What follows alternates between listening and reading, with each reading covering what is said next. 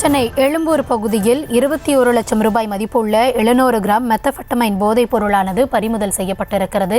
சென்னை எழும்பூரில் 21 லட்சம் ரூபாய் மதிப்புள்ள மெத்தபெட்டமைன் போதைப் பொருள் பறிமுதல் செய்யப்பட்டிருக்கிறது. 700 கிராம் கொண்ட மெத்தபெட்டமைன் போதைப் பொருளை காவல்துறையினர் பறிமுதல் செய்திருக்கிறார்கள்.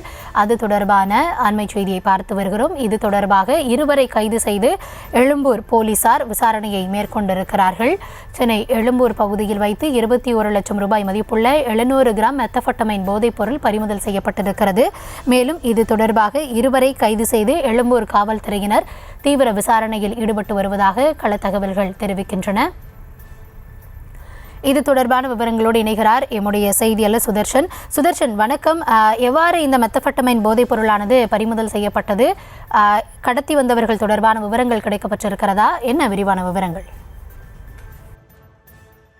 வணக்கம். போதைப் பொருள் விற்பனை தொடர்பாக 2 நபர்களை காவல் ஆணையாளர் கிழக்கு மண்டலத்தில் இருக்கக்கூடிய அவருடைய தனிப்படை போலீசார் பிடித்து விசாரணை செய்து வருகிறார்கள். இதுல முக்கியமாக பாலசுப்ரமணியம் அப்படின்ற ஒரு அக்யூஸ்ட இன்னைக்கு காலையில சரியாக எழும்பூர்ல இருக்கக்கூடிய ரயில் நிலையத்திற்கு வெளியில சங்கீதா ஹோட்டல் வாசல்ல இந்த இடத்துல வைத்து கைது பண்றாங்க. இவர் ஏற்கனவே இவர் மீது வண்ணாரப்பேட்டை, அது மட்டும் இல்லாம பல இடங்கள்ல வழக்குகள் நிலுவையில இருக்கிறது. இவர்கிட்டமிருந்து இன்னைக்கு காலையில கிட்டத்தட்ட 700 கிராம் மெத்தபெட்டமைன் மற்றும் 6 கிலோ கிரீன் கஞ்சா, அதுக்கப்புறம் ஒரு ஹைண்டாய் வுட் i20 கார், இந்த காரை பறிமுதல் பண்ணிருக்கிறாங்க.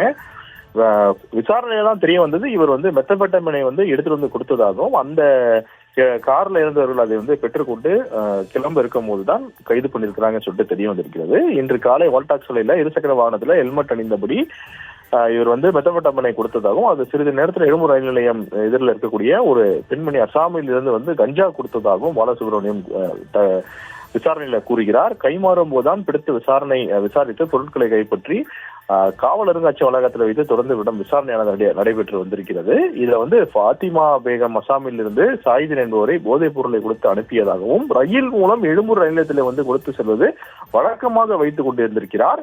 பாலசுப்ரமணியத்தை விசாரிக்கும் போது பாலசுப்ரமணியன் முன்னாள் கொத்தவால்சாடி மார்க்கெட்ல காய்கறி வியாபாரம் செய்திருந்ததாகவும், மார்க்கெட் மற்றும் கோயம்பேடு, அதாவது கொத்தவால்சாடி மார்க்கெட் மற்றும் கோயம்பேடு மார்க்கெட்டுக்கு சென்று கோயம்பேடுக்கு அங்கிருந்து காய்கறி கார்பரேட் கம்பெனிகளுக்கு, பெரிய ஹோட்டல்களுக்கு சப்ளை செய்து வருவதாகவும், தங்க கள்ள கடத்தல் செய்து வந்ததாகவும் 2018ஆம் ஆண்டே இவர் மீது பாம்பே ஏர்போர்ட்ல தங்க கடத்தல் செய்யும் போது போலீசாரிடம் சிக்கி வழக்கு பதிவு செய்ததாகவும், அதன் பிறகு 2022ஆம் ஆண்டு வண்ணாரப்பேட்டை காவல் நிலையத்துல போதைப் பொருள் வழக்கு உள்ளதாகவும் இவர் மீது தெரிய வந்தது. தொடர்ந்து இவருக்கு 2 மனைவிகள் தற்போது தனியாக இவர் வசித்து வருவதாகவும், இவர் திருவல்லிக்கேணியில முதாசிர் என்பவர் சிறையில் இருக்கும்போது பழக்கம் ஏற்பட்டு பாலசுப்ரமணியம் அடிக்கடி முகாதிரை சந்தித்து மெத்தபெட்டமைனை வாங்கி பயன்படுத்தி வந்ததாகவும், தற்போது இந்த போதைப் பொருள் விற்பனையில இறங்கியதாகவும் தகவல்கள் சொல்லப்படுகிறது. தொடர்ந்து இந்த பாலசுப்ரமணியனுக்கு எவ்வாறு கிடைத்தது என்று தொடர்ந்து போலீசார் விசாரணை மேற்கொண்டு வருகிறார்கள்.